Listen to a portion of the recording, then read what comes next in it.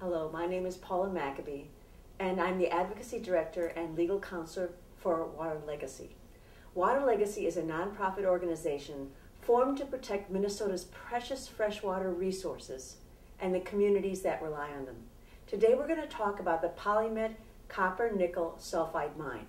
Now, PolyMet has proposed Minnesota's first ever copper-nickel sulfide mine. And as we've learned, every time that sulfide mining has been tried in a water-rich environment, like that in northern Minnesota, the result has been pollution of either surface or groundwater with acid mine drainage and or toxic metals. And PolyMet has already released its plan, and its plan admits that this pollution would last for hundreds of years, if not forever. Now today we're going to focus in on what's called the Supplemental Draft Environmental Impact Statement, which I'm going to call for short PolyMet's plan, because this is a time when citizens have the opportunity to comment on PolyMet's plan. Now, what is this SDEIS? Well, it's 2,169 pages. It's put out by the lead agencies. That's federal agencies, the Forest Service, and the Army Corps of Engineers, and the Minnesota State Department of Natural Resources. If you look at it closely, most of the assumptions in that PolyMet plan actually come from the PolyMet company itself, or from PolyMet's consultants, Bar Engineering. So look very closely at what's in that PolyMet plan and see if you rely on it. Now, people always ask why they should speak up. If they're concerned about the PolyMet mine, why does their voice matter? First, the law requires that in an environmental report, responses are made to public comments. Second, the law also requires that there be alternatives in any plan for a big project like the PolyMet mine. So if you point out ways in which PolyMet could reduce environmental harm, they have to be considered. Right now, there's an opportunity until March 13th, 2014, for citizens across Minnesota to put their comments in writing. And Water Legacy has set up a part of our website so you can log in and make your comments, and they'll go directly to the federal and state agencies. But why should you do it? First, because you care about Minnesota's great outdoors. You care about clean water and fish that people can eat without becoming sick, and protecting wild rice, and protecting tribal rights and resources. Second, judges or agency officials, they're people too. And if they're hearing from a lot of Minnesota citizens that there's something wrong with PolyMet's plan, and it's important to protect our water, they are much more likely to make the right decisions when they're faced with a PolyMet project. In making your comments on the PolyMet sulfide mining plan, what comments are most effective? First of all, make sure you include your name and your address.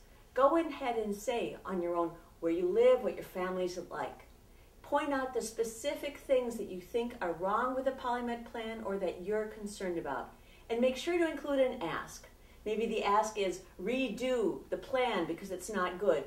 Maybe the ask is don't destroy the wetlands, or don't allow the land exchange, or don't even allow the PolyMet plan to go forward. But make sure to end your comments asking the agencies to do something specific and different. Now, Water Legacy has provided a number of resources that can help you make your comments.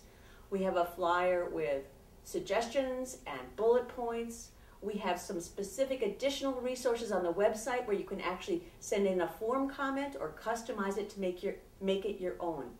But whether you want to be your own expert and read thousands of pages, or just go from your heart and talk about your own experience, it is important that you contribute your perspective and make your own comment on the PolyMet sulfide mine plan and what Minnesota needs to do to protect our fresh waters, our health, and our great outdoors. Now I'm going to talk about some of the specific areas where your comments on the PolyMet sulfide mine would be very important. First, the PolyMet mine proposes to destroy thousands of acres of wetlands. The PolyMet plan says that there will be 913 acres of wetlands that will be destroyed totally, and up to as many as 8,264 acres that could be either directly or indirectly destroyed. So what's wrong with the plan? First, many of these wetlands are irreplaceable. They date back from the Ice Age and have never been touched. Second, PolyMet is not proposing to do any compensation at all for the 7,000 plus acres of wetlands that would be quote unquote indirectly harmed. Third, even the wetlands that they say they're going to replace, more than 2/3 of them would be mitigated outside the Lake Superior Basin. So when you make your comments, make sure to highlight the problems with the wetlands destruction and with the PolyMet plan to quote unquote mitigate for this loss. And you can say, deny the PolyMet plan, but also remember to say when you're talking about wetlands, the Army Corps of Engineers has what they call a Section 404 permit. That is a permit for wetlands destruction. So if you're concerned about wetlands, make sure to say not only that you're concerned about the PolyMet plan, but that you want that wetlands destruction Section 404 permit to be denied. Some of the most important problems at the PolyMet mine have to do with the mine site itself. The PolyMet mine is proposed to be located on the headwaters of the Partridge River and a 100-mile swamp, which is an area of very high biological diversity. And you can see that even PolyMet admits that there will be seepage and leakage from the mine pits, from huge waste rock piles, and from sumps, sort of polluted basins that are located right on the mine site. And these sources of pollution, particularly PolyMet admits the mine pits, are perpetual sources of contamination for both groundwater and welling up through the wetlands to surface water. So some of the important things to comment upon in the mine site. PolyMet claims that the mine site won't cause acid mine drainage. We have experience all over the United States and in fact all over the world. That's just not a reasonable assumption. Second, PolyMet says don't worry about fractures in the rock transporting pollutants. But we know that this area is the site of at least 14 faults and many fractures, and pollution can be carried far away into the 100-mile swamp and the Partridge River watershed. Also, PolyMet's plan, unlike a lot of other plans, does not take into account the possibility of heavy rains or flooding. And on the PolyMet mine site is actually one of the most contaminated locations in the whole PolyMet project, because all the pollution that's taken from the plant site, all the reject concentrate, which is the most toxic pollutant from the reverse osmosis plant, is brought in and dumped on the PolyMet mine site. And there's no plan in the draft EIS for what happens if there's a heavy rain or a flood and that pollutant is carried over into the watershed. So when you focus on the mine site, make sure you focus on acid mine drainage and toxic metals, including mercury, that could seep and leak from the mine site into precious wetlands and the waters of the Partridge River watershed. Another part of the PolyMet sulfide mine that has a huge potential to affect clean water, wild rice, mercury in fish, and human health is the PolyMet tailings dump. Now they call it a tailings basin, but what it really will be are a huge pile of tailings, sometimes as fine as chalk, placed on top of tailings that already exist from the out-of-business LTV tailings dump from a taconite mine. And this is important for a few reasons. First, there's no liner under that tailings dump. In fact, PolyMet's tailings will be dumped on top of a tailings basin that is already leaky. In fact, it was designed in the 1950s in an area where there were streams underneath it, because the thought back in the 1950s when taconite was involved is that it would be a good thing for water to run through the taconite tailings and then out into the rivers and out into the groundwater. So PolyMet's tailings dump has the potential to leach huge quantities of sulfate, which are harmful to wild rice, and toxic chemicals like arsenic, lead, and manganese that can either increase risk of cancer or increase the risk of brain damage, including that for children and for infants, particularly those who are bottle fed.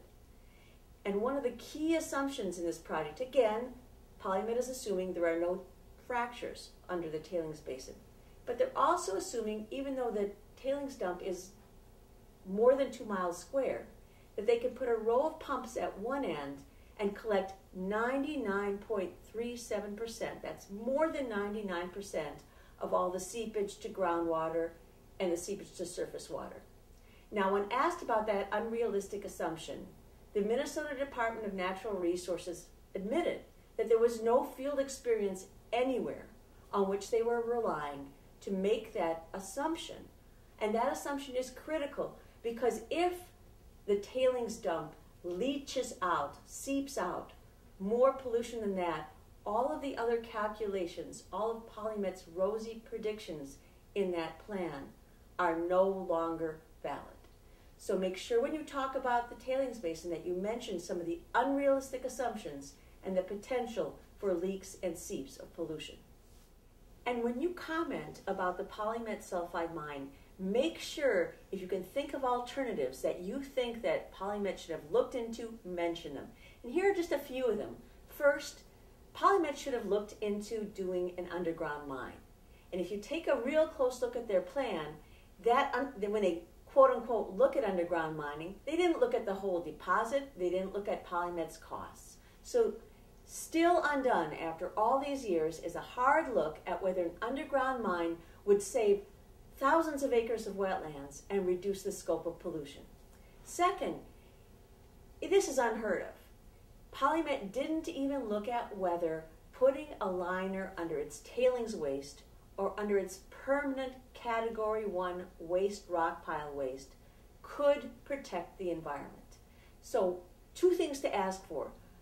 Make sure that the EIS, that plan, is redone so it looks at putting a liner under the tailings dump.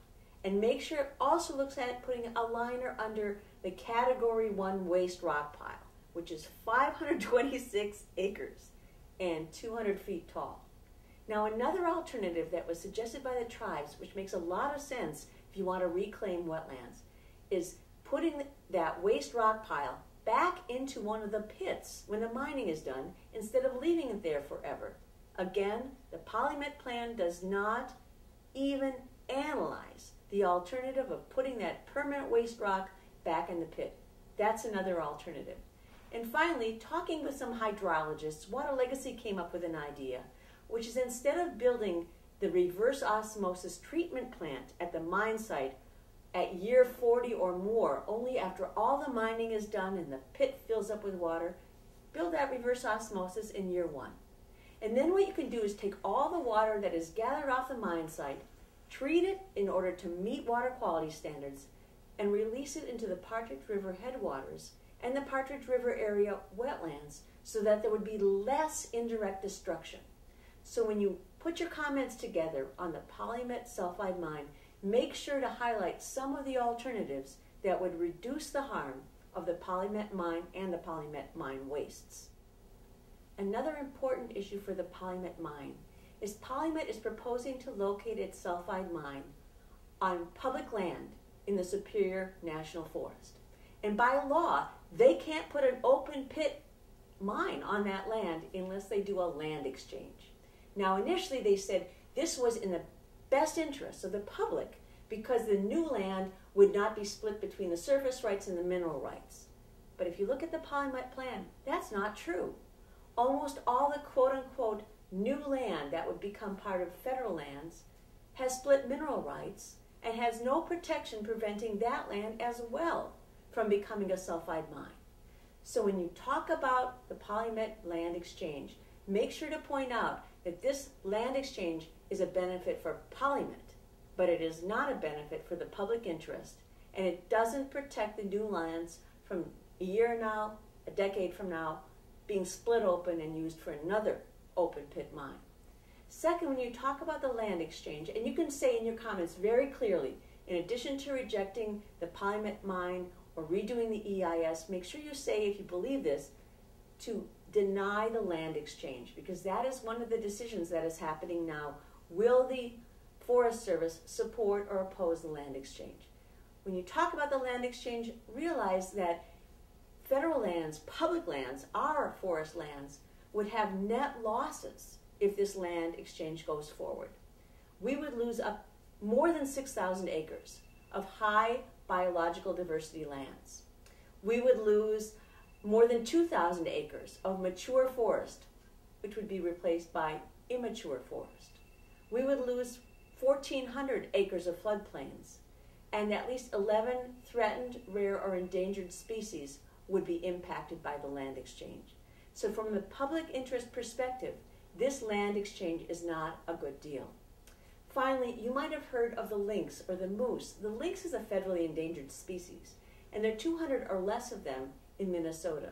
The mine site is not only lynx habitat that would be destroyed, but they found tracks of lynx right on the site and individuals, lynx, who live in the area 18 miles surrounding it. So the PolyMet mine site would directly impact lynx, directly impact their habitat, and affect corridors that allow lynx to migrate from one area to the other, which is necessary to keep the species alive. Also, since the PolyMet project was started, the Minnesota Department of Natural Resources have realized that moose are really in danger. There was a precipitous decline in moose just from 2012 to 2013, and they're now considered a state species of concern. Now, that PolyMet plan doesn't include any information at all on how this sulfide mine project would affect moose, which are already greatly at risk. So when you write about the land exchange and the PolyMet project, be sure to highlight loss of biological diversity, loss of mature forests, and risks to species of concern, including the lynx and the moose. One of the most important issues in the PolyMet sulfide mine project debate is what would this project do to human health? And one of the big concerns for PolyMet sulfide mining is mercury. You may not realize that, but children in northeastern Minnesota are already at a very high risk due to mercury contamination of fish. The Minnesota Health Department did a study, and children, infants, newly born, in Minnesota's Lake Superior region, 1 out of 10 of those infants had levels of mercury in the blood that were unsafe. And that's higher than Wisconsin, higher than in Michigan. And many of the waters downstream of the PolyMet sulfide mine and tailings basin are already legally impaired because the levels of mercury in fish are too high. Now, PolyMet would affect mercury in fish not only by releasing mercury, but by releasing sulfates that increase the bioaccumulation, and by changes in the hydrological pattern in wetlands, which would also increase how much mercury bioaccumulates in the food chain where it could end up in fish. In addition to the risk of brain damage, particularly in infants and children resulting from fish consumption that is contaminated with mercury, PolyMet's leakage and seeps at the mine site and the tailings basin would increase other toxic chemicals that harm people.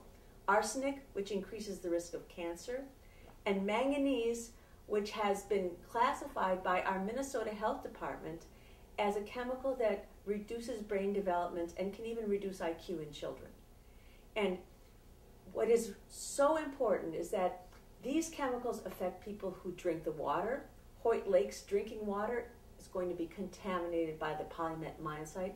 It will affect people who eat the wild rice because chemicals like arsenic are taken up by wild rice, and it will affect people who eat the fish. And so there are two things that are really important to ask for when you make your comments on health in the PolyMet EIS. First, ask that there be a health risk assessment, that there be an assessment which talks about what do these chemicals do to human beings and which looks closely at the gaps.